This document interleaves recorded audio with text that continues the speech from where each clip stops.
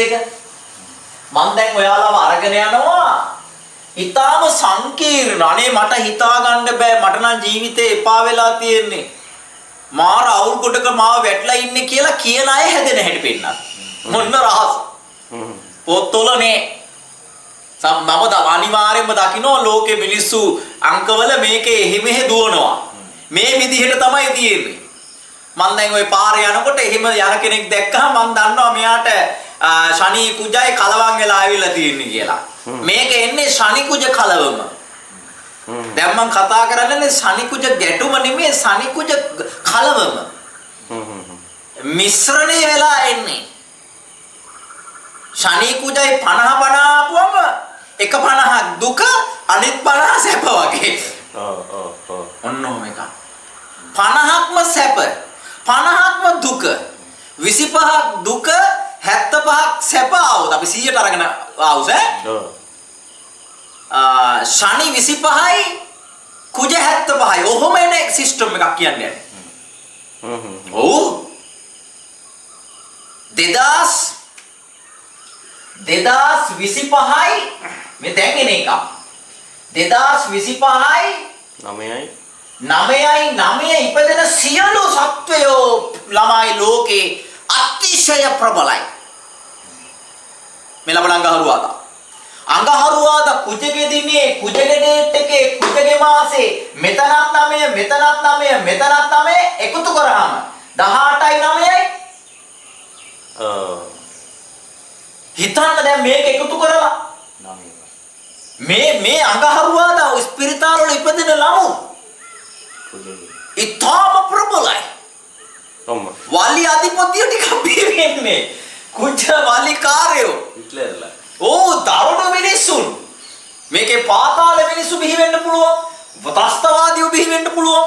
විද්‍යාඥයෝ බිහි වෙන්න පුළුවන්. ලීඩර්ස්ලා බිහි වෙන්න මේ අඟහරුවාදා ස්පිරිතාලට දුවන්නේ. ඕ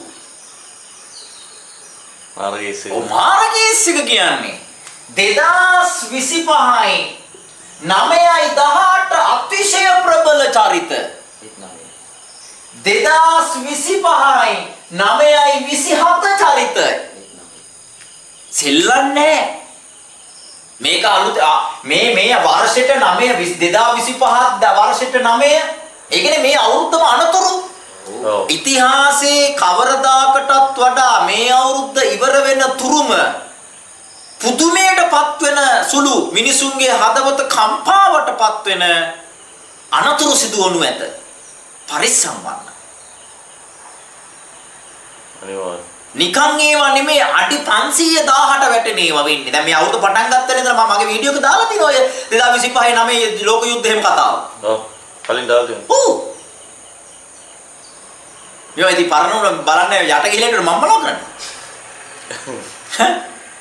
මේ කියන මොහොත මේ channel එක බල ජීවිතේ යන එකක් ඉස්සරහට එන්නේ. අනිවාර්යයෙන්. උදේ නැගිට ගමන් මේ මගේ channel එක බලන යුගයක් එනවා. අනිවාර්යයෙන්.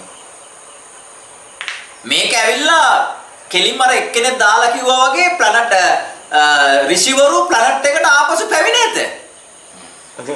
උන් දාලා තිබුණ ඍෂිස් කියලා දාලා sages කෙනෙක් ඇවිල්ලා නැහැ. Sages are back to the planet. දැන් මේක අර 2000 මේ 7-8 හිටපු නරුමයන්ට මේක තේරෙන්නේ නෑනේ. නෑනේ. උන් බලනවා මේ මොන අන්ත කයිප්පුවක්ද මේ වෙලා තියෙන්නේ කියලා. උන් එහෙමම කල්පනා කර සැතපේවා. මානසික අවුලෙන් සැතපේවා. අපිට ඒගොල්ලොත් එක කිසිම හොඳයියක් නෑ. අනිවාර්යයෙන්. වෛරයක් නෑ. ප්‍රේමයකුත් නෑ. අනුකම්පාවකුත් නෑ වෛරයකුත් දෙකම නැති තැන අවදියක්. අනුකම්පාවක් නැති වෛරයක් නැති ක්‍රෝධයක් නැති තණ්හාවක් නැති ඊර්ෂ්‍යාවක් නැති ලෝභකමක් නැති අවදියක්. ඔව්. අලුත් මේක. ඔව්.